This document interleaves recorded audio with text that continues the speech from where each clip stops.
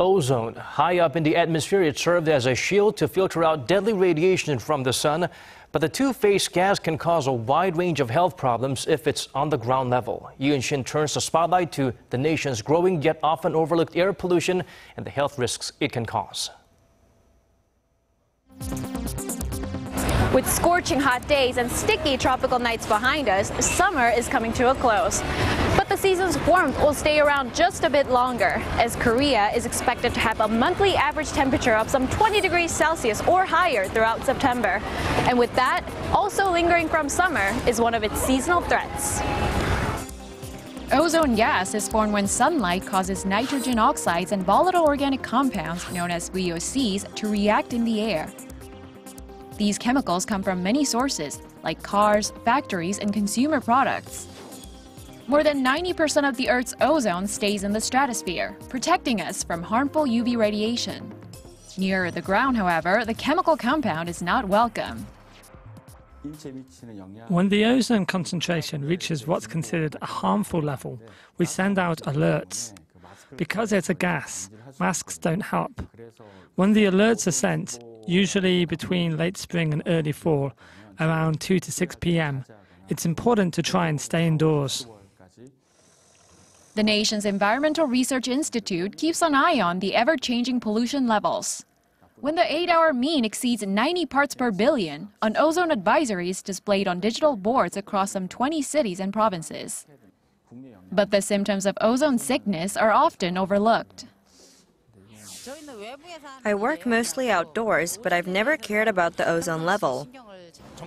I see the alerts, but I don't know how to protect myself. I know that high levels of ozone are bad, but I don't know what specific damage it causes. Doctors are warning against the effects of the invisible threat. Extended exposure to ozone can cause eye inflammation, and inhaling excessive amounts can lead to nausea, chest pain, and even respiratory damage.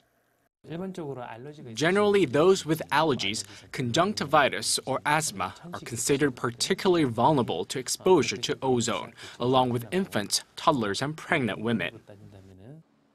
Korea saw the harmful gas steadily increase over the past 2 decades. Less than 100 ozone advisories were issued before 2012, but now the number has surpassed 240. Ground-level ozone is forecast to increase.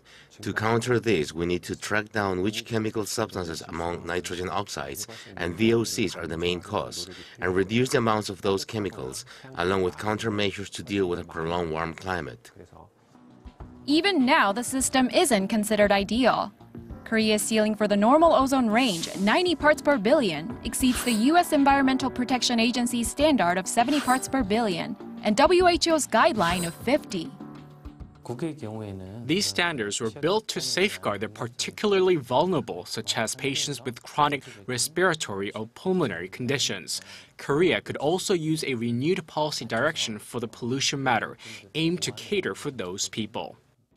Unlike particulate matter known to cause long-term damage and even cancer, ozone does not accumulate in one's body, so it's considered less deadly.